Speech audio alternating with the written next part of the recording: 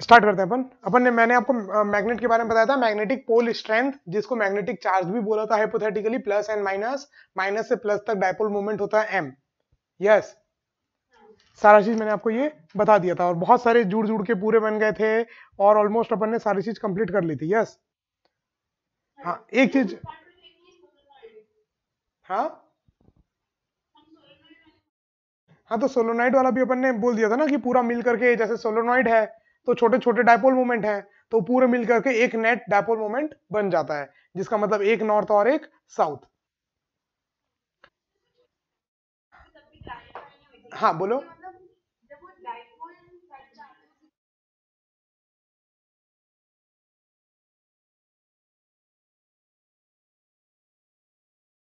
नहीं नहीं नहीं, देखो, जब एकदम छोटे छोटे आप डायपोल की बात कर रहे हो, यस, अगर एकदम छोटे छोटे डायपोल है तो नेट डायपोल मोमेंट जीरो हो जा रहा है। ठीक है, तो नेट डायपोल मोमेंट जीरो हो जाएगा तो नेट फोर्स भी जीरो लगेगा। जहां पर नेट डायपोल मोमेंट जीरो है वहां पर नेट फोर्स भी जीरो होगा। बट हाँ, ये नेट डायपोल मोमेंट जीरो कहां हो रहा है, जैसे अगर आपने इसको एकदम छोटा छोटा माना है तो इसके थोड़े दूर यहां पर अगर आप कहीं पर भी देखोगे तो क्या होगा, net force net dipole moment zero, दोनों का मिला करके। ठीक है, बट आप एकदम माइक्रोस्कोपिक लेवल में जाकर के एकदम उसके बाजू में चल जाओगे तो वहां पर फिर चार्जेस की डिस्टेंस दूर अलग अलग हो जाएंगी। एक्चुअल में देखो, एक्चुअल में क्या हो रहा है, देखो सुनो, ये एक माइनस क्यू है, इलेक्ट्रिक फील्ड से समझने की कोशिश करो, एक माइनस क्यू एक प्लस क्यू है, इन दोनों के बीच की डिस्टेंस बहुत कम है, 10⁻⁻10 मीटर, इतनी कम है। यस, तो अब ये नेट चार्ज कितना हो गया इसमें, जीरो, नेट चार्ज जीरो, मतलब यहां से अगर कोई 2 सेंटीमीटर दूर भी देखेगा तो उसको नेट फोर्स जीरो पड़ेगा। यस, क्योंकि इन दोनों के बीच की डिस्टेंस है 10⁻⁻10 मीटर, इतनी कम, 0.0000000000001 मीटर, है कि नहीं। इन दोनों की चार्ज की डिस्टेंस इतनी कम है तो यहां से 2 सेंटीमीटर भी बहुत दूर हो गया इनके लिए। तो यहां पर नेट फोर्स कितना हो जाएगा, जीरो, क्योंकि इस पॉइंट के लिए माइनस क्यू और प्लस क्यू बराबर दूरी में है। बट सोचो अगर मैं यहां से एकदम कम दूरी लूं, 2 × 10⁻⁻8 मीटर, इतनी दूरी पे ही खाली देखूं तो इतनी दूरी पर ये प्लस वाला तो ज्यादा पास है, माइनस वाला ज्यादा दूर है, तब फिर यहां पर नेट फोर्स जीरो नहीं होगा। बात समझ नहीं, सेम वो डायपोल मोमेंट के लिए कि अगर कोई बड़े बड़े डायपोल मोमेंट है तो उनका नेट जीरो नहीं होगा। बट अगर एकदम छोटे छोटे डायपोल मोमेंट अपने इधर उधर रेंडमली किसी भी डायरेक्शन में है तो उनका नेट इफेक्ट उसके आसपास के एरिया में जीरो हो जाएगा, नेट इफेक्ट। ठीक है, हाँ, एक डायपोल मोमेंट के कारण उसके एक्सिस में जो इलेक्ट्रिक फील्ड आता है वो आता है 2kp/r³, 2kp/r³। ठीक है, चलो, अब सब कुछ सेम होने वाला है, आपको सब कुछ समझ में आ गया। यस, एक पोल स्ट्रेंथ है एम, माइनस एम और प्लस एम मिल करके बनते हैं capital M, M D. Yes, ठीक है, एक एम के कारण जो मैग्नेटिक फील्ड होता है μ0/4πm/d²। यस, एक डायपोल के कारण, एक सॉरी पोल स्ट्रेंथ के कारण, एक चार्ज के कारण, एक मैग्नेटिक चार्ज के कारण। चलो, तो अब ये पता चल गया कि कैपिटल एम जो है वो मैग्नेटिक डायपोल मोमेंट है। ठीक है, जो मैग्नेट्स के केस में, मैग्नेट्स के पास क्या होता है, मैग्नेटिक चार्ज, मैग्नेट्स के पास क्या होता है, मैग्नेटिक चार्ज। तो उस मैग्नेटिक चार्ज, जैसे अगर आप एक रॉड वो ले आओ, बार मैग्नेट, तो बार मैग्नेट में एक नॉर्थ पोल है एक साउथ पोल है, तो इनके पास जो पोल स्ट्रेंथ है उन्हीं को बोल दिया प्लस एम और माइनस एम। तो इसका जो मैग्नेटिक डायपोल मोमेंट होगा वो होगा एम इंटू डी। ठीक है, बट अगर एक करंट सर्कुलर वायर है तो इसमें करंट अगर आई है, नंबर ऑफ टर्न्स एन है और एरिया इसका ए है, तब उस समय जो मैग्नेटिक डायपोल मोमेंट होगा वो होगा एन आई ए। तो ये भी मैग्नेटिक डायपोल मोमेंट है, ये भी मैग्नेटिक डायपोल मोमेंट है। ये किसके कारण है, ये मैग्नेट के कारण है और ये किसके कारण है, ये करंट के कारण है। ठीक है, चमक गया। चलो, तो अब करंट के कारण जो मैग्नेटिक डायपोल मोमेंट था उसकी वजह से टॉर्क को अगर देखे, सेम डिट्टो टॉर्क यहां पर भी होगा। मान लो एक बार मैग्नेट है, ठीक है, एक बार मैग्नेट है साउथ से, कौन सा बताऊंगा, ये अभी मैं फिर से बताऊंगा, ये मैं फिर से बताऊंगा। ठीक है, ये मैं फिर से बताऊंगा। देखो, ये साउथ पोल मतलब माइनस एम, नॉर्थ पोल मतलब प्लस एम। तो अपन डायपोल मोमेंट की डायरेक्शन क्या बताए थे, डायपोल मोमेंट की डायरेक्शन थी नेगेटिव से पॉजिटिव की तरफ, मतलब साउथ से नॉर्थ की तरफ। यस, अब जैसे आप एक डायपोल को रखते थे इलेक्ट्रिक फील्ड में, इलेक्ट्रिक फील्ड में डायपोल को रखते थे पी को, तो इसमें टॉर्क लगता था पी क्रॉस ई। सेम वैसे ही, डिट्टो वैसे ही, अगर आपने एक बार मैग्नेट को साउथ पोल नॉर्थ पोल इसको रख दिया कहां पर, मैग्नेटिक फील्ड बी में, तो इनके बीच में अगर एंगल है थीटा, तो अभी भी जो टॉर्क लगेगा वो लगेगा कि M cross B, M cross B. Same, ठीक है। कैसे निकाल सकते हो, बहुत इजी है। ये माइनस एम चार्ज है तो इसको कितना फोर्स लग जाएगा, माइनस एम बी। ये सॉरी ये प्लस है तो प्लस एम बी, और इसको यहां पर फोर्स लग जाएगा कितना, एम इंटू बी। यस। अब टोटल लेंथ मान लो 2l, तो ये आधी लेंथ कितनी हो जाएगी l, ये एंगल है थीटा, तो इसका एक कंपोनेंट यहां पर टॉर्क लगेगा, तो नेट टॉर्क का फॉर्मूला क्या होता है, force into distance, perpendicular distance, है कि नहीं, फोर्स इंटू परपेंडिकुलर डिस्टेंस। अब ये थीटा है तो ये 90 माइनस थीटा होगा, ठीक है। क्यों, क्योंकि अगर ये थीटा है तो ये 90 माइनस थीटा होगा, और ये 90 माइनस थीटा तो ये भी 90 minus theta, alternate interior angle है ये दोनों। तो M B cos theta, cos 90 minus theta is sine theta, तो नेट टॉर्क क्या हो गया, M B sine theta into L, M B sine theta into L, M B sine theta into L. और same जैसा torque इस force के कारण वैसे ही टॉर्क उसके कारण, तो टोटल इंटू 2 कर दूं। देखो अब टोटल लेंथ कितनी थी 2l, और मैग्नेटिक पोल स्ट्रेंथ कितना था, मैग्नेटिक चार्ज m, तो कैपिटल डायपोल मोमेंट कितना हो जाएगा, m into 2l, capital dipole moment हो जाएगा m इंटू 2l, तो m इंटू 2l की जगह कैपिटल m लिख दूंगा, तो कैपिटल m भी साइन थीटा को क्या लिख सकता हूं, m क्रॉस b। सिंपल सा डेरिवेशन है। तो बस क्या क्या याद रखना है, अब जो जो चीज अपन ने पहले इलेक्ट्रिक डायपोल के लिए पढ़ी, फिर अपन ने मैग्नेटिक डायपोल के लिए पढ़ी, अब किसके लिए पढ़ रहे हैं, बार मैग्नेट्स के लिए। तो सेम है, बार मैग्नेट को मैग्नेटिक डायपोल मूवमेंट से रिप्रेजेंट कर दिया, तो अब टॉर्क भी वही, पोटेंशियल एनर्जी भी वही, सब चीज वही आने वाली है। चलो ठीक है, आगे बढ़े जल्दी जल्दी। ठीक है, ये क्लियर हो गया आपको पूरा का पूरा। चलो अब एक क्वेश्चन था इसमें एससी वर्मा, हाँ बोलो।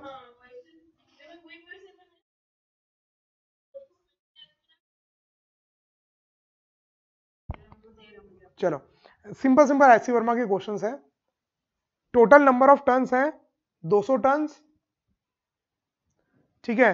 करंट है 10 एम्पियर, और ये रेडियस जो है वो रेडियस है 1 सेंटीमीटर, टोटल लेंथ है 10 सेंटीमीटर।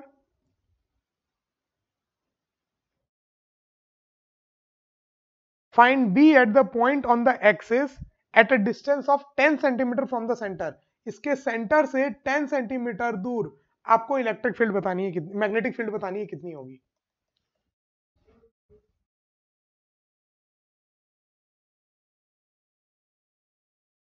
बताओ।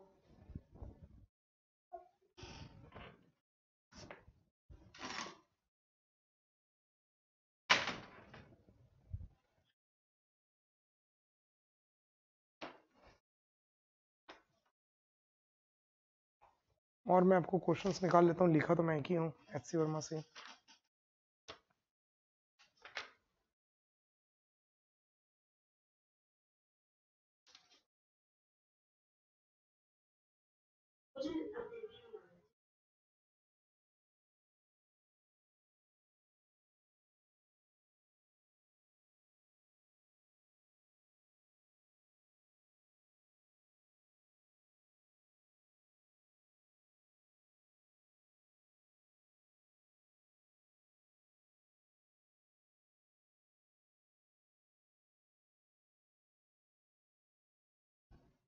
और आपके क्वेश्चंस कम ही दिए हुए हैं इसमें बुक में तो।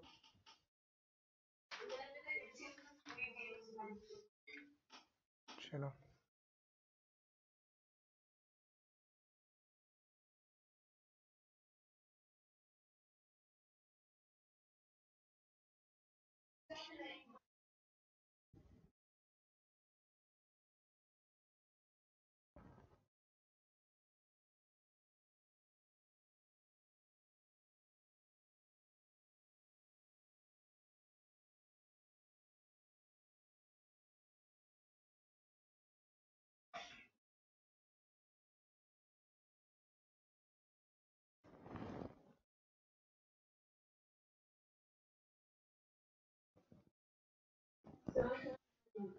हम्म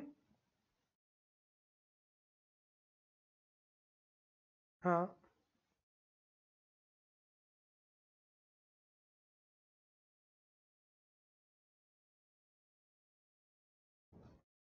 सेकेंड।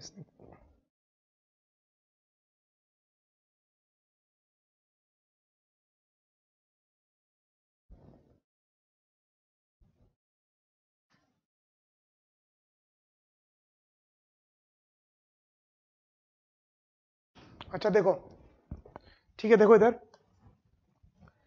क्या क्या पढ़ा था फटाक से। एक रिंग के कारण मैग्नेटिक डायपोल मोमेंट होता है NIA, ठीक है। और एक पोल स्ट्रेंथ के कारण, अगर दो pole strength -m plus m d distance में दूर हो तो md होता है मैग्नेटिक डायपोल मोमेंट। यस, तो मतलब small m pole strength m into d is equal to n1 है IA। यस, तो अपन को क्या चाहिए, देखो अपन को चाहिए क्या, क्वेश्चन में क्या दिया है, 200 टर्न है। डन, 200 टर्न है और वो 200 टर्न 10 सेंटीमीटर में फैले हुए हैं, मतलब 10 सेंटीमीटर के अंदर अंदर 200 टर्न है। और करंट 10 एंपियर है, रेडियस 1 सेंटीमीटर है, और मैग्नेटिक फील्ड निकालनी है 20 से 10 सेंटीमीटर दूर। यस, तो अपन को मालूम है सोलोनॉइड में क्या हो रहा है, ठीक है। अपन को इसमें वो सोलोनॉइड वाला फॉर्मूला नहीं लगाना, अपन को यहाँ पर इसको किस तरीके से निकालना है, मैग्नेटिक से, जो अपन ने पढ़ा मैग्नेटिक पोल स्ट्रेंथ से। यस, देखो, तो अब अपन को क्या पता चला कि ये जो हर एक लूप है वो एक मैग्नेटिक डायपोल मोमेंट टाइम के जैसे काम कर रहा है, ठीक है। और सब मिल करके नेट बीच के नॉर्थ साउथ कट जा रहे हैं। नेट ओवरऑल आप इसको बोल सकते हो एक नॉर्थ और एक साउथ। यस, तो अगर आप इसको कन्वर्ट करना चाहते हो मैग्नेट में तो आपको क्या चाहिए, स्मॉल m, क्या चाहिए, मैग्नेटिक चार्ज, स्मॉल m चाहिए। अब वो कैसे निकालोगे, चलो मान लो कि एक छोटा सा जो डायपोल मोमेंट बना यहां पर, ठीक है, क्या बना, डायपोल मोमेंट बना। वो कितना बड़ा डायपोल मोमेंट बना होगा, पहले उसकी डिस्टेंस निकालते हैं d। कैसे निकालोगे, टोटल कितने डायपोल मोमेंट है, 200, कितने डायपोल मोमेंट है, 200। टोटल कितने डायपोल मोमेंट है, 200 डायपोल मोमेंट्स हैं, 200 टर्न्स है, तो 200 डायपोल। हाँ, हाँ, अल्टीमेटली पूरे लास्ट लास्ट के बच जा रहे हैं, बीच बीच के कैंसल आउट, मतलब plus charge minus charge, plus charge minus charge cancel हो जा रहा है, जीरो हो जा रहा है। क्योंकि आप खुद सोचो ना, हाँ, +10 कूलम और -10 कूलम अगर एकदम पास पास है तो नेट चार्ज तो आप जीरो ही बोलोगे ना। तो प्लस एम माइनस एम नहीं, डायपोल का कोई रोल नहीं है, charges, plus charge minus charge एक दूसरे के पास है तो नेट कितना, जीरो, डायपोल की बात ही नहीं कर रहे, ठीक है। मतलब ये एक रिंग को अपन क्या समझ रहे हैं, एक पॉजिटिव एक नेगेटिव मैग्नेटिक चार्ज, ऐसे ही दूसरे रिंग को एक पॉजिटिव एक नेगेटिव मैग्नेटिक चार्ज, ऐसे ही तीसरे को। तो सब के कारण नेट नेट एक प्लस एम यहां बच जाएगा, एक माइनस एम यहां बच जाएगा, और बाकी बीच का सब गायब हो जाएगा। यस,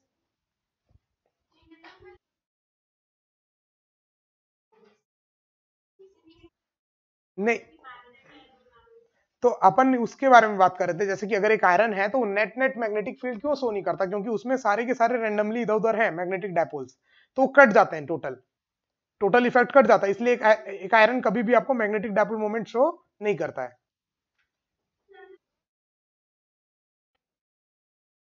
हाँ, ऐसे ऐसे छोटे छोटे ना, N south, north south, north south. तो यहां पर पूरे पूरे पूरे पूरे डायपोल नहीं कटे थे, यहां पर एक नेगेटिव चार्ज एक पॉजिटिव चार्ज जीरो, एक नेगेटिव चार्ज एक पॉजिटिव चार्ज जीरो, एक, हाँ, ये कट नहीं रहे हैं, ये कट नहीं रहे हैं, यहां पर नेट चार्ज जीरो हो जा रहा है, एक पॉजिटिव चार्ज एक नेगेटिव चार्ज, एक पॉजिटिव चार्ज एक नेगेटिव चार्ज। हाँ, इसीलिए यहां पर जीरो, नहीं, यहां पर पूरे डायपोल पूरे कब जीरो होंगे, जब अपोजिट हो, ये तो सेम डायरेक्शन में सारे, ये देखो, ये तो क्लियर। तो यहां पर नेट चार्ज वहां पर बीच बीच के जीरो हो रहे हैं, तो लास्ट लास्ट कोने कोने में एक एक डायपोल मोमेंट बच रहा है। यस, अब देखो, टोटल 200 टर्न है 10 सेंटीमीटर में, मतलब 200 डायपोल मिल करके 10 सेंटीमीटर बना रहे हैं टोटल।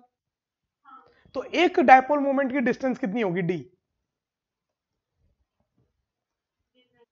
10/200, ठीक है। ये किसमें आई, सेंटीमीटर में आई, यूनिट ध्यान रखना, ये भी किसमें आई, सेंटीमीटर में। तो डी आ गया। तो अब मैग्नेटिक डायपोल मोमेंट आप क्या लिखोगे, मान लो अगर स्मॉल मैग्नेटिक चार्ज है m इंटू डिस्टेंस 10/200 अपॉन 100 कर दिया मीटर के लिए, ठीक है, ऐसा यूनिट में सब रखा गया, ठीक है। तो ये आ गया कैपिटल डायपोल मोमेंट m, और यही डायपोल मोमेंट किसके बराबर होना चाहिए, I इंटू ए के बराबर होना चाहिए, I इंटू ए। एक काम करते हैं, सारी चीज को सेंटीमीटर में ही रखते हैं, ठीक है, इसको भी सेंटीमीटर में रखे, is equal to I, current कितना है 10 into area pi R square, 1 centimetre, 1 into 1 is 1, ठीक है, सब चीज को सेंटीमीटर में रखा हूं। n 1 है ना, एक ही लूप तो है, एक जगह तो एक ही है ना, दूर एक दूसरे से थोड़ा थोड़ा दूर 200 टर्न है, लेकिन वैसे तो एक ही टर्न है, ठीक है। तो यहां से m की वैल्यू आ गई, 10 ने 10 को मार दिया, m की वैल्यू आ गई पाई इंटू 200, ठीक है, ये सेंटीमीटर में आई, मीटर में ही रख लें क्या, कंफ्यूजन नहीं होगा, काम करते हैं मीटर में रखते हैं, 1 सेंटीमीटर, 1 सेंटीमीटर मतलब 10⁻⁻² मीटर का होल स्क्वायर, मतलब 10⁻⁻4, 10⁻⁻4, तो ये 4 जीरो ऊपर आएंगे, ये कट जाएंगे, तो अल्टीमेटली m की वैल्यू आ जाएगी 2 इंटू पाई। यस, अब सब ऐसा यूनिट में है, तो टेंशन की कोई बात नहीं, अब सब कुछ ऐसा यूनिट में, मतलब एम्पियर मीटर यूनिट। आज ही बताया था ना कि मैग्नेटिक डायपोल मोमेंट की यूनिट क्या होती है, एम्पियर मीटर, ठीक है। चलो, तो अपने पास आ गया m, अब ये m आ गया, तो प्लस m माइनस m दोनों की वैल्यू मिल गई। अब कितना सिंपल क्वेश्चन बन गया, देखो, एक प्लस m यहां रखा हुआ है,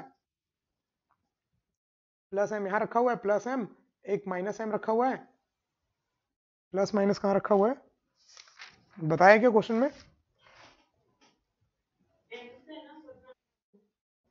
अच्छा ठीक है, डायरेक्शन तो बस इधर उधर होगा, कहीं पर भी मान लेते हैं, एक माइनस m यहां मान लेते हैं, प्लस m यहां मान लेते हैं, दोनों के बीच की दूरी 10 सेंटीमीटर, और यहां सेंटर से 10 सेंटीमीटर दूर इस पॉइंट में मैग्नेटिक फील्ड निकालना है।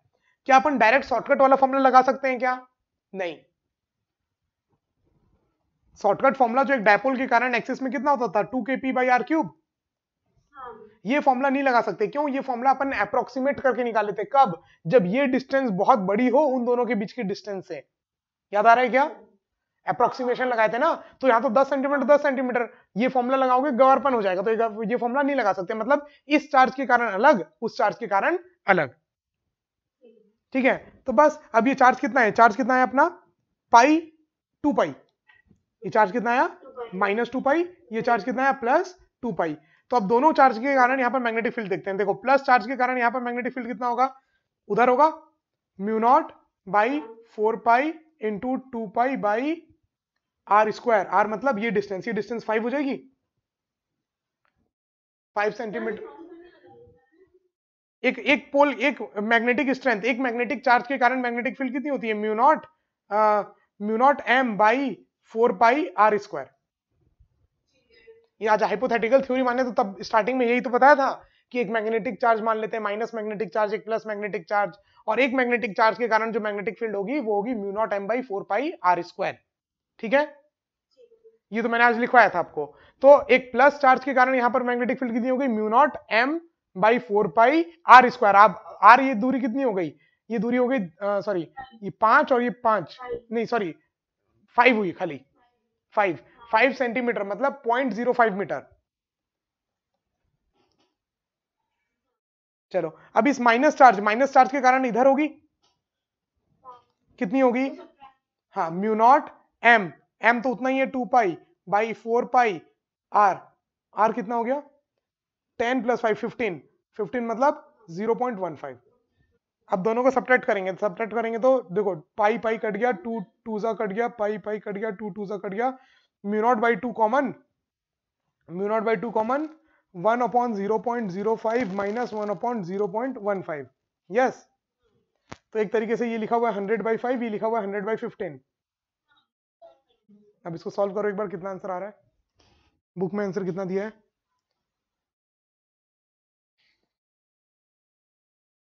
अच्छा μ0 की वैल्यू भी पुट कर दी है उन्होंने क्वेश्चन में, μ0 की वैल्यू 4 पाई इंटू 10⁻⁻7, ठीक है। तो मतलब अपन ने पहले मैग्नेटिक पोल स्ट्रेंथ निकाला, मतलब अपन ने कन्वर्ट किया किसको, एक डायपोल मोमेंट को, एक circular current carrying dipole moment को अपन ने मैग्नेटिक डायपोल मोमेंट में कन्वर्ट किया, बात समझ आ रही, मैग्नेटिक चार्ज में।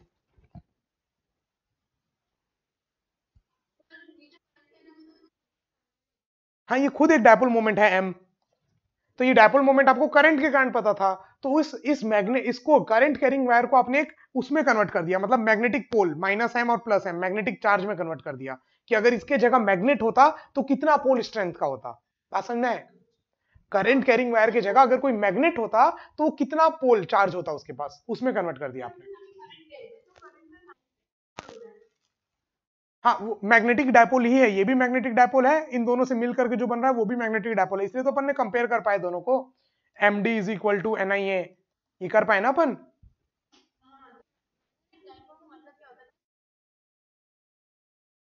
डाइपोल मतलब दो अलग अलग मैग्नीट्यूड सेम और अलग अलग क्वांटिटी, मतलब एक साइन अलग, एक पॉजिटिव और नेगेटिव, और डाई मतलब दो पेयर में बन रहे हैं, इसलिए उसको डाइपोल बोलते हैं। चार्ज में भी डाइपोल, मैग्नेटिक में भी डाइपोल।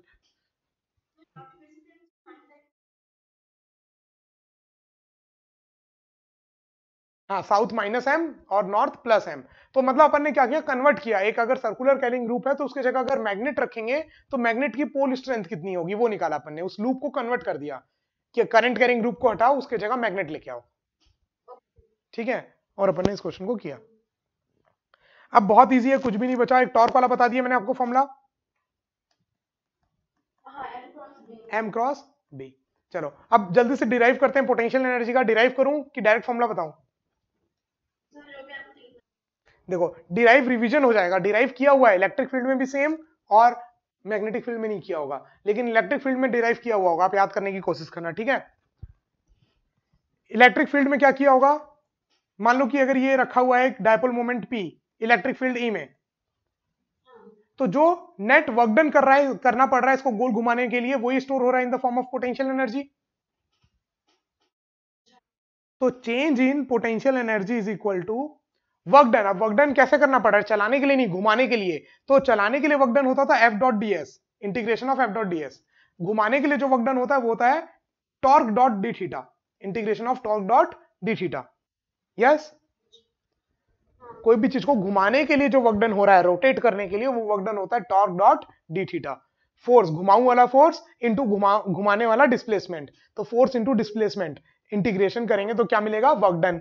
तो अपन ने क्या बोला, अब ध्यान से सुनना ना एकदम इसको, एक मैग्नेट है, साउथ पोल नॉर्थ पोल, ठीक है, इसको रख दिया कहां पर, मैग्नेटिक फील्ड में। अब इसको अपन ऐसे रोटेट कर रहे हैं, तो जो एक्सटर्नल का वर्क डन होगा वही स्टोर होगा इन the form of magnetic field, यहां पर मैग्नेटिक पोटेंशियल एनर्जी में, मैग्नेटिक पोटेंशियल एनर्जी में। देखो, अगर ये ऑब्जेक्ट है, मैं वर्क कर रहा हूं इसके ऊपर, तो मेरा वर्क डन स्टोर हो गया, वेस्ट हुआ क्या, नहीं, स्टोर हो गया ऑब्जेक्ट में इन the form of gravitational potential energy. जब इलेक्ट्रिक चार्ज था उसके अगेंस्ट में जब वर्क कर रहा था, तो ऑब्जेक्ट के अंदर एनर्जी स्टोर हो गई थी इन the form of electrostatic potential energy.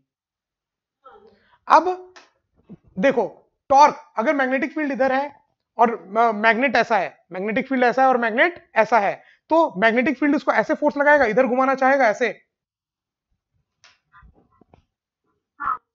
है कि नहीं, ऐसे घुमाना चाहेगा ना, m×b, m×b, तो मतलब ऐसे गोल घुमाना चाह रहा है, और आप इसको अपोजिट घुमा रहे हो, तो आप किसके अगेंस्ट काम कर रहे हो, मैग्नेटिक फील्ड के अगेंस्ट काम कर रहे हो। तो जब भी आप मैग्नेटिक फील्ड के अगेंस्ट काम कर रहे हो, तो आपका वर्क डन स्टोर हो जाएगा इस ऑब्जेक्ट के अंदर इन the form of magnetic potential energy. जब मैं ग्रेविटी के अगेंस्ट काम कर रहा था, तो मेरा वर्क डन ग्रेविटी के पोटेंशियल एनर्जी में स्टोर हो गया था। जब मैं एक चार्ज के अगेंस्ट काम कर रहा था, तो मेरा एनर्जी इलेक्ट्रोस्टैटिक पोटेंशियल एनर्जी में स्टोर हो गया था। अब मैं किसके अगेंस्ट काम कर रहा हूं, मैग्नेटिक फील्ड के, ठीक है, और ये सारी कंजर्वेटिव फोर्स है। जब भी किसी कंजर्वेटिव फोर्स के अगेंस्ट कोई वर्क डन होता है, तो एक्सटर्नल का वर्क डन पोटेंशियल एनर्जी की फॉर्म में स्टोर हो जाता है। ये अपन ने 11th में रटा था। यस, तो यहां पर भी अब मैं कितना वर्क डन कर रहा हूं, integration of net torque dot D theta. तो मैं मानता हूं किसी जनरल थीटा में मैं इसको हल्का सा मोशन कर रहा हूं डी थीटा, कितना मोशन कर रहा हूं, डी थीटा, एकदम छोटा सा। तो थीटा दूर पे क्या टॉर्क लग रहा होगा, M B sine theta, M B sine theta, M B sine theta, D theta, integration कहां से कहां तक, मान लो किसी जनरल थीटा से थीटा नॉट तक, या 90 डिग्री तक, किसी जनरल थीटा से 90 डिग्री तक, ठीक है।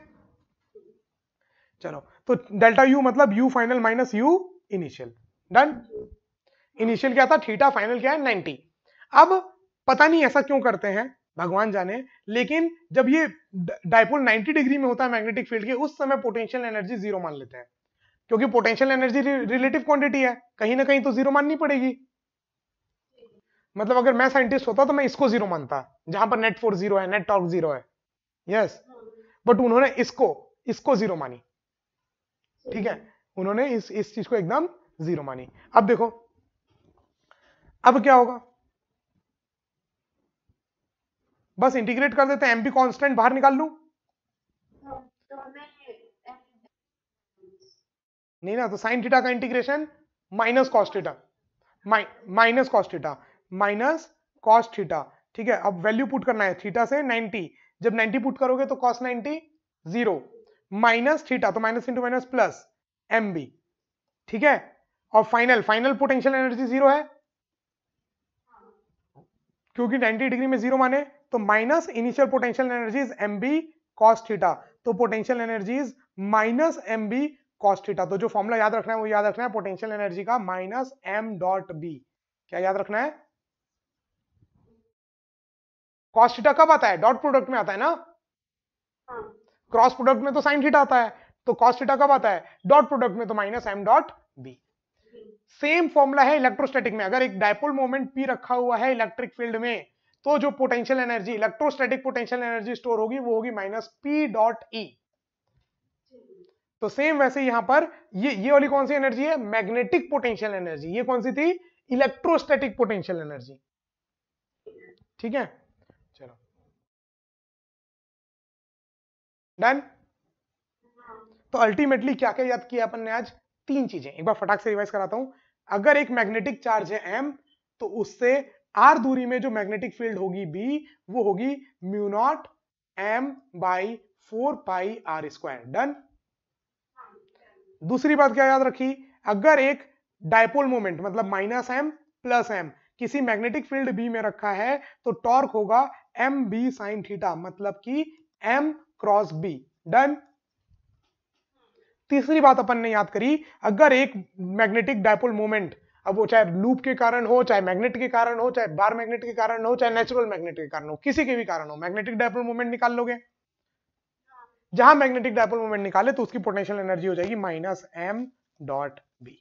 खत्म। ये तीन चीज अपन ने अभी तक बस याद करी इस चैप्टर में।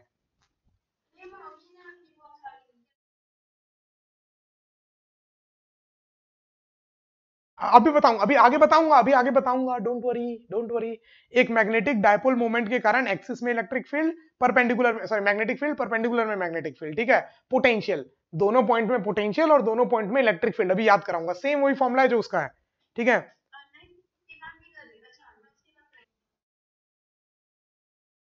अच्छा हाँ ठीक है। अभी इस चैप्टर में अपन ने क्या क्या पढ़ा वो मैं बता रहा हूं।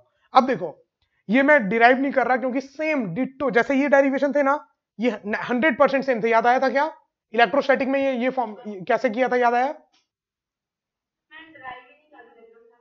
अच्छा, 100%, मतलब ये पूरा एक एक वैल्यू वैल्यू सब ए टू जेड चीज सेम है इलेक्ट्रोस्टैटिक्स में। ठीक है, मतलब अब ये मान के चलो आपको ये इसका डेरिवेशन आ गया, मतलब आपको इसका डेरिवेशन भी आ गया।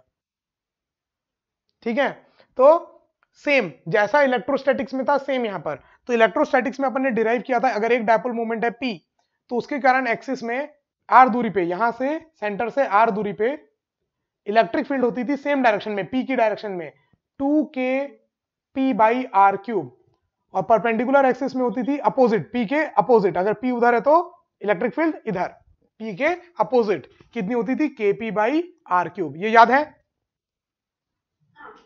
चलो, सेम मैग्नेटिक के कारण, अगर मैग्नेटिक डायपोल मोमेंट m है, तो एक्सिस में r डिस्टेंस दूर मैग्नेटिक डायपोल मोमेंट होगा 2k, k मतलब mu naught by 4 pi mu 2k m by R cube, और परपेंडिकुलर एक्सिस में अपोजिट होगा। याद रखना, ये बात याद रखना, अगर मैग्नेटिक डायपोल मोमेंट इधर है तो मैग्नेटिक फील्ड उधर होगी, और अगर मैग्नेटिक डायपोल मोमेंट उधर होता तो मैग्नेटिक फील्ड इधर होती, अपोजिट। ठीक है, क्यों?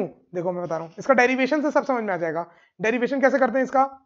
देखो, माइनस एम यहां है, प्लस एम यहां है, तो ये मैग्नेटिक फील्ड की मैग्नेटिक डायपोल मोमेंट की डायरेक्शन हुई एम। चलो, तो अब परपेंडिकुलर बाइसेक्टर में देखना है, परपेंडिकुलर बाइसेक्टर में इस पॉइंट में देखना है मान लो। तो इस पॉइंट में अगर आप देखोगे तो इस पॉइंट में माइनस एम के कारण मैग्नेटिक फील्ड इधर होगी माइनस एम की तरफ, और प्लस एम के कारण उससे दूर। अरे ये तो मैं आपको प्रॉपर्टी में बताया, आप बोले कहानी टाइप लग रहा है पूरा। तो प्लस एम में इलेक्ट्रिक मैग्नेटिक फील्ड की तरफ फोर्स लगता है, ये बताया था मैं, और माइनस एम में उसके अपोजिट फोर्स लगता है, ठीक है। सेम वैसे ही प्लस एम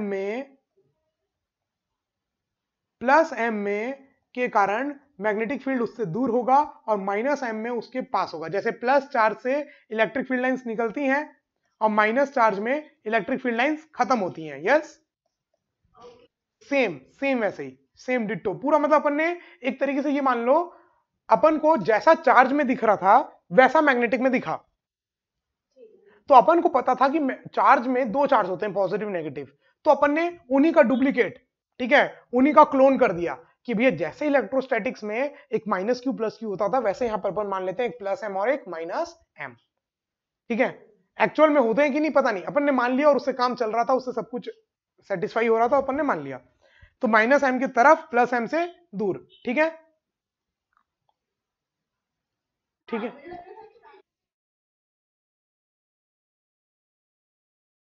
हाँ, अब ये डायपोल मूवमेंट है ना, डायपोल मूवमेंट तो इन दोनों को मिला के ही बना ना, चार्जेस के कारण, मैग्नेटिक चार्जेस के कारण। तो अब इन दोनों का फील्ड का एक कंपोनेंट इधर वाला ऐड हो जाएगा, ऊपर नीचे वाला कट जाएगा। इसलिए देखो अगर मैग्नेटिक डायपोल मूवमेंट उधर डायरेक्शन में है तो फील्ड उसके अपोजिट है, ठीक है। इलेक्ट्रोस्टैटिक्स में आप ये मान लो आपके इलेक्ट्रोस्टैटिक्स का आधे से ज्यादा डेरिवेशन हो गया है। हाँ बोलो।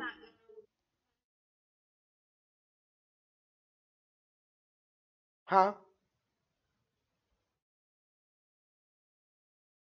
क्योंकि चार्ज है ना, मैग्नेटिक चार्ज है, जैसे एक चार्ज के कारण इलेक्ट्रिक फील्ड होता है, सेम वैसे अपन ने बोला कि अगर एक मैग्नेटिक चार्ज है तो उसके कारण मैग्नेटिक फील्ड होगा।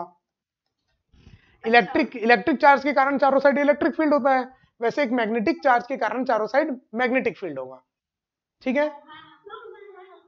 और ये मैंने बताया तो था, अगर एक एम है उसको एक मैग्नेटिक फील्ड बी में रखा तो उसको फोर्स लगेगा एफ, तो सेम वही काम कर रहा है वो।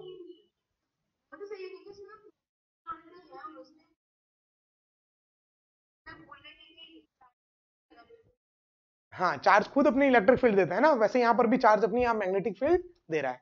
एक्चुअल में ऐसा कुछ नहीं होता है, ऐसा अपन इमेजिनरी मान रहे हैं और इससे सब काम हो रहे हैं। एक्चुअल में मान लो कि यहां पर ऐसा कोई लूप होगा, उसके कारण आप देखोगे तो करंट ऐसे यहां से ऐसे मैग्नेटिक फील्ड लाइंस बाहर जा रही होंगी। Are you getting my point? अच्छा ठीक है, नहीं करते ठीक है।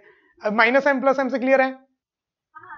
चलो, तो याद क्या रखना है कि एक मैग्नेटिक डायपोल मोमेंट के कारण एक्सिस में मैग्नेटिक फील्ड होती है 2kp/r³ और परपेंडिकुलर बाइसेक्टर में अपोजिट डायरेक्शन में होती है, इसके अपोजिट डायरेक्शन में होती है कितनी? kp/r³, के मतलब mu naught by 4 pi kp/r³। Done. ये दो फॉर्मूले याद रखने हैं, तीन फॉर्मूले ये, 1 2 3, दो फॉर्मूले ये 4 5। चलो दो फॉर्मूले और बचे पूरे चैप्टर के। डन।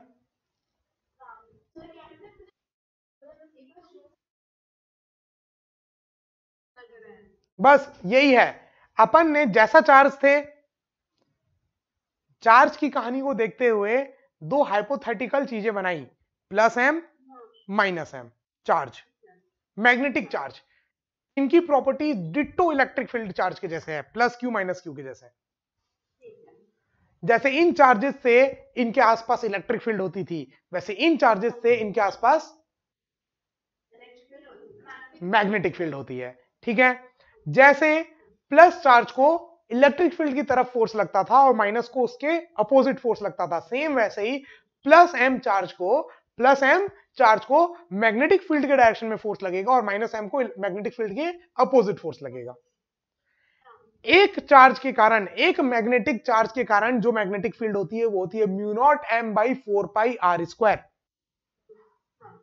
अब किसी भी डिस्टेंस में अगर एक सिंगल पोल स्ट्रेंथ m है, एक अकेला मैग्नेटिक चार्ज है, तो इससे कहीं पर भी r डिस्टेंस दूर में अगर मैग्नेटिक फील्ड निकालोगे तो कितनी आएगी? Mu naught M by 4 pi r²। याद रहेगा ये?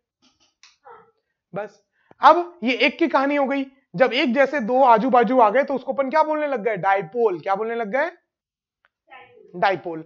फिर डाइपोल मोमेंट की कहानी चालू हो गई। फिर अगर एक डाइपोल आया, वो किसी मैग्नेटिक फील्ड में है तो ये टॉर्क लगेगा, ये मैग्नेटिक एनर्जी होगी, खत्म, पोटेंशियल एनर्जी। हाँ, कैपिटल एम मतलब dipole, small M means magnetic charge. Done. इसको पूरे को लिखना, आज सारे ये सारे जितने भी फॉर्मुलेज है ना, इन सबको एक पेपर में लिखना और अलग करना। स्मॉल एम मैग्नेटिक चार्ज होता है, स्मॉल एम मैग्नेटिक चार्ज होता है, capital M magnetic dipole moment होता है। वो तभी होगा जब दो चार्जेस आजू बाजू रखे हो या कोई लूप हो। बात समझ में आई? अच्छा, लूप लूप हटा दो, लूप हटा दो, लूप हटा दो, ठीक है। डन।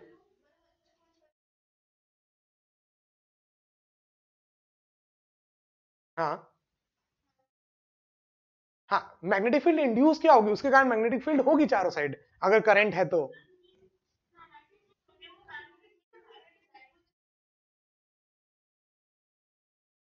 जब भी एक करंट में, छोटे से लूप में करंट आई जा रहा है, तो उसके कारण ऐसे मैग्नेटिक फील्ड लाइंस हैं।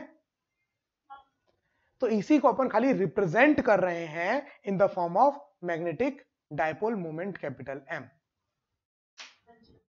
कि यहां पर से मैग्नेटिक फील्ड लाइंस अंदर जा रही है, यहां से बाहर आ रही है। और यही काम किसका रहता है, यही काम डायपोल मोमेंट का होता है, एक साइड से मैग्नेटिक फील्ड लाइंस बाहर देना और एक साइड से मैग्नेटिक फील्ड लाइंस अंदर लेना। तो अपन बोल रहे हैं कि भैया इसको, लूप को हटाओ, अपन को नहीं चाहिए लूप, लूप की जगह अपन ने क्या बना दिया, एक मैग्नेटिक डायपोल मोमेंट बना दिया।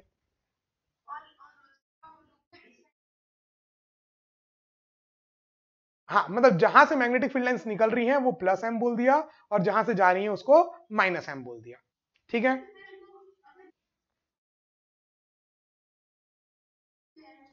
इसी के लिए तो है, यही जो मैग्नेटिक डायपोल मोमेंट होगा वो कितना होगा, वो एन आई ए के बराबर होगा,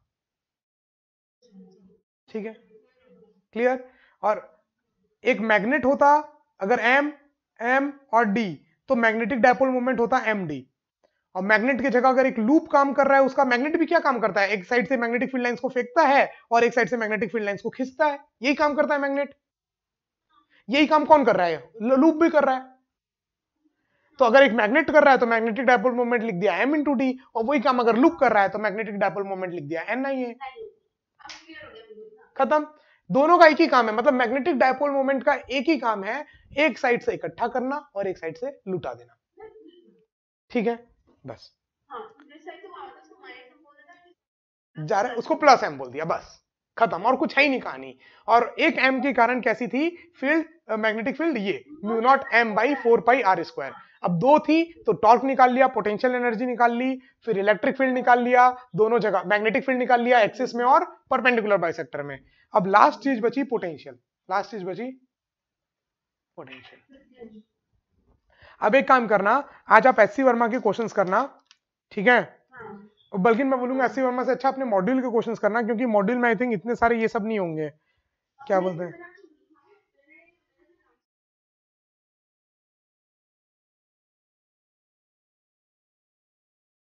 हाँ, तो मैं बोलूंगा कि मॉड्यूल सॉल्व करना, क्योंकि ये सब जो इंस्ट्रूमेंट्स है ना, ये मैंने आज तक पढ़ाए नहीं है, आते तो है नहीं, ये सब एससी वर्मा में कुछ एक्स्ट्रा दिया हुआ है।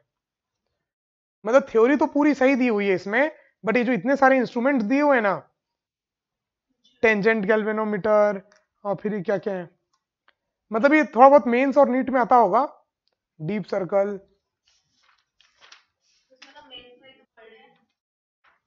हाँ, बट एडवांस वगैरह में नहीं आता है ये, मेंस में भी मेरे को दिखा तो नहीं है इसके क्वेश्चन एज सच। इंस्ट्रूमेंट्स आते हैं तो बहुत कम, जैसे स्क्रू गॉज, वर्नियर कैलिपर, उससे हर साल एक क्वेश्चन आता है, हर साल मेंस में। स्क्रू गॉज वर्नियर कैलिपर देखो ना, नहीं पढ़ा है, मेंस में आते ही ये क्वेश्चन, एरर एंड मेजरमेंट से एक क्वेश्चन आता ही है, और इलेक्ट्रिकल इंस्ट्रूमेंट से क्वेश्चंस आते हैं।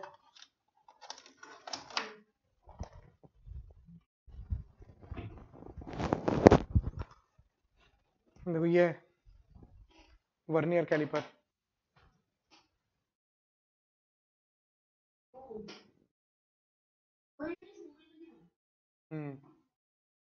दो स्केल होती हैं इसमें, वर्नियर स्केल, ये छोटी सी जो यहां पर है, और मेन इसके लिए सेम वैसे एक स्क्रू गॉज होता है।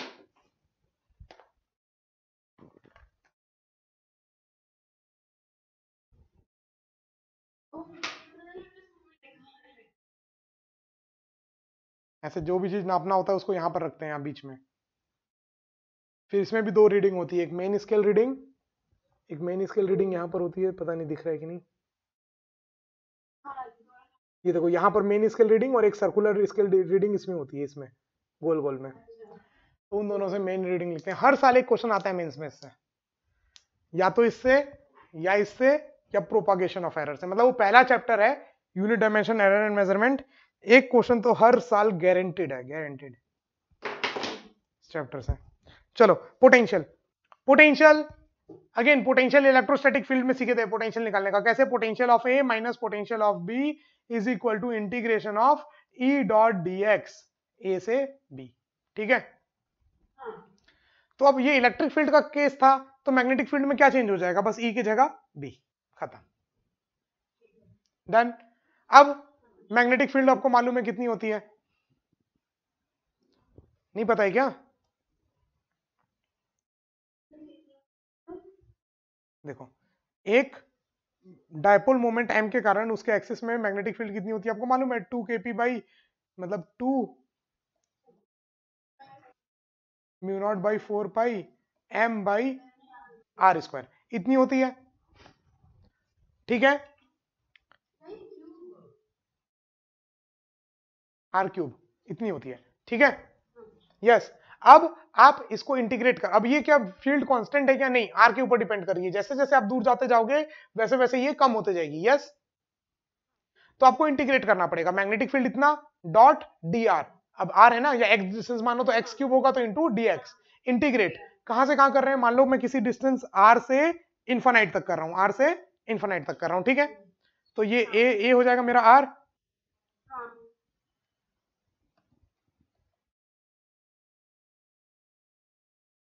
आर, और ये हो जाएगा इन्फिनिटी, तो ये हो जाएगा आर, ये होगा इन्फिनिटी। हाँ बोलो।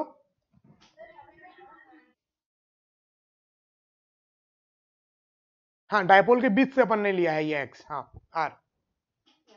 ठीक है, तो अब मैग्नेटिक फील्ड कितना हो गया? Mu naught M by 4 pi, constant था बाहर निकाल लूं, integration of 1 upon X cube D X. ठीक है, आर से इंफिनिटी, ये आ जाएगा V of R, potential of R. तो कितना आ जाएगा? 1 अपॉन एक्स क्यूब का इंटीग्रेशन, एक्स की पावर -3 का इंटीग्रेशन, एक्स की पावर -2 बाई -2। यस, सही बोल रहा हूं? तो x की पावर -2 अपॉन -2। अच्छा, यहाँ एक 2 भी तो था, ये 2 भी तो था। ठीक है, तो अब वैल्यू पुट करते हैं, r से इंफिनिटी, इंफिनिटी पुट करोगे तो 1 अपॉन इंफिनिटी स्क्वायर 0 हो जाएगा। यस, और माइनस पुट करोगे तो माइनस इंटू माइनस प्लस हो जाएगा, 1/2 आर स्क्वायर, 1/2 आर स्क्वायर हो जाएगा। ये पूरा समझ में आ रहा है क्या? इन्फानाइट पुट करोगे तो 0, और आर पुट करोगे तो minus into minus plus 1 upon 2 R square. तो अल्टीमेटली इस पूरे में मल्टीप्लाई कितना करना है अपन को? 2 mu naught M by 4 pi पे we have to multiply it by 1/2 R square. 2 ने 2 को काट दिया, तो देखो कितना आंसर आ गया? Mu naught M by 4 pi R square. ये फॉर्मूला रट लेना। अब ये कैसे याद रखोगे? एक इलेक्ट्रिक डायपोल मोमेंट पी की वजह से पोटेंशियल होता है एक्सिस पे आर डिस्टेंस दूर में kp बाई आर स्क्वायर, कितना होता है? तो एक मैग्नेटिक डायपोल मोमेंट m की वजह से r डिस्टेंस दूर में पोटेंशियल कितना होगा? मैग्नेटिक पोटेंशियल कितना होगा? k mu naught by 4 pi m by R square. देखो यही आया डेरिवेशन से, mu naught by 4 pi m by R square. तो मतलब मैं मैग्नेटिक फील्ड का फॉर्मूला कभी याद नहीं रखता, मैं कौन सा याद रखता हूं? क्योंकि सुंदर है वो देखने में। ठीक है, केपी बाई आर स्क्वायर याद हो जाता है तुम्हें, तो ये याद करने बैठूंगा तो मैं पूरा भूल जाऊंगा। तो अब वो याद रहता है, और वैसे ही लिखता हूँ के की जगह 4 म्यू नॉट बाई 4 पाई। मतलब एक तरीके से इलेक्ट्रिक फील्ड का torque, potential energy, electric field, potential, सब मैंने किसका याद कर लिया? डायपोल का, इलेक्ट्रिक डायपोल का। और सेम वो चीजें मेरे को मालूम है किसकी होती हैं? मैग्नेटिक डायपोल की। तो सेम वो फॉर्मूले को मैं यहां पर भी अप्लाई कर देता हूं। अब एक लास्ट चीज बचा, जैसे इलेक्ट्रिक फील्ड दोनों जगह पड़े थे, एक्सिस में और परपेंडिकुलर में, वैसे अभी अपन पोटेंशियल कहां निकाले, एक्सिस में, अब कहां निकालना है, परपेंडिकुलर में, जीरो। इलेक्ट्रिक फील्ड भी जीरो होती थी, मैग्नेटिक फील्ड भी जीरो। क्यों? क्योंकि देखो माइनस एम से जितना दूर उतना प्लस एम से दूर, और पोटेंशियल क्या होती है, स्केलर क्वांटिटी, तो माइनस के कारण जितनी प्लस के कारण उतनी, तो नेट कितनी हो गई, जीरो। बात समझ में आया क्या? जब एक माइनस क्यू और एक प्लस क्यू चार्ज थे आर दूरी पे, तो परपेंडिकुलर बाइसेक्टर में यहां पर पोटेंशियल निकालना था अपन को, यस। तो जितनी दूर minus M minus Q charge की थी उतनी प्लस क्यू चार्ज की थी। जितना पोटेंशियल माइनस के कारण यहां पर था, मान लो -10 वोल्ट, उतना ही प्लस था इसके कारण +10 वोल्ट, तो नेट कितना हो गया उस पॉइंट का पोटेंशियल, जीरो। क्योंकि दोनों चार्ज भी बराबर, दूरी भी बराबर, और potential is a scalar quantity. हाँ, इलेक्ट्रिक फील्ड जीरो नहीं हुई थी क्योंकि उनकी डायरेक्शन थी अलग अलग। यहाँ पोटेंशियल है, तो पोटेंशियल तो डायरेक्ट स्केलर क्वांटिटी है, तो डायरेक्ट +10 -10 जीरो। तो एक के कारण प्लस कुछ पोटेंशियल और दूसरे के कारण माइनस पोटेंशियल, कैट के जीरो। तो अल्टीमेटली आपको क्या क्या याद रखना है पूरे चैप्टर में, जो जो आपको याद रखना है मैं बता दूं। क्या हो रहा है इसके सामने, समझ में नहीं आ रहा है।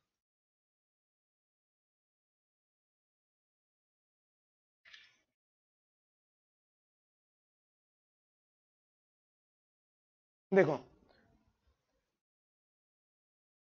एक मैग्नेटिक चार्ज है m, जिससे r दूरी में mu naught m by 4πr² magnetic field होती है। ठीक है, ठीक है। अगर टोटल फोर्स होता है m into B, positive charge को मैग्नेटिक फील्ड की डायरेक्शन में फोर्स, नेगेटिव को अपोजिट में, ठीक है।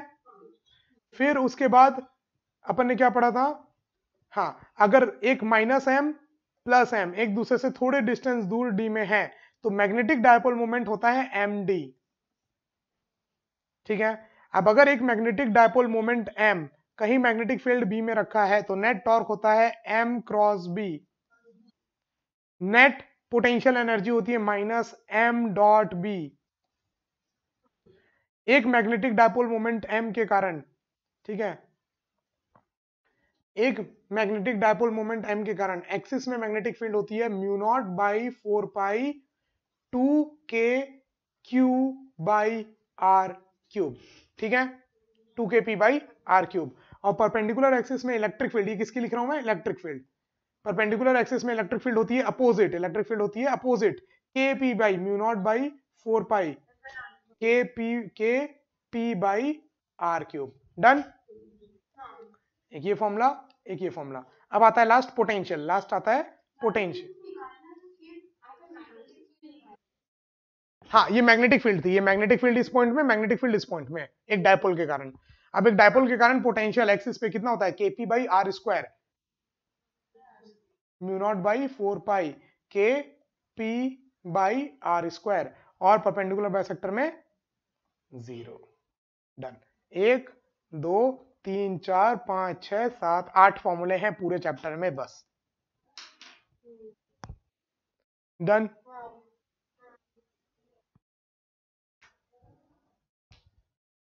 अब आप इसके पूरे के एक बार क्वेश्चंस करना, ठीक है।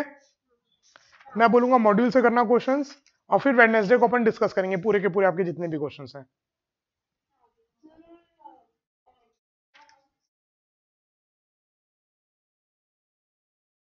ठीक है, मैं भेजता हूं आपको, ठीक है।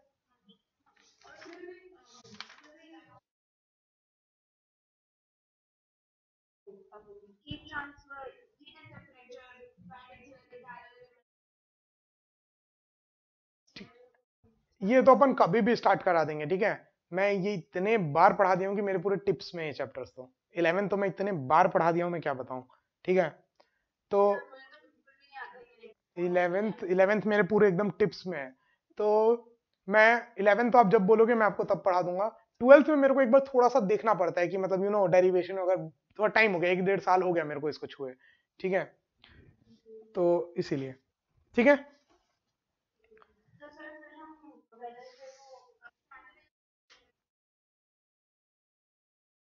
ठीक है, वेडनेसडे और फ्राइडे, हाँ, वेडनेसडे और फ्राइडे, ठीक है। चलो, हाँ अगर आपका डाउट्स कम रहा तो अपन 11th की टॉपिक्स चालू कर देंगे। ओके, ठीक है, चलो, थैंक यू।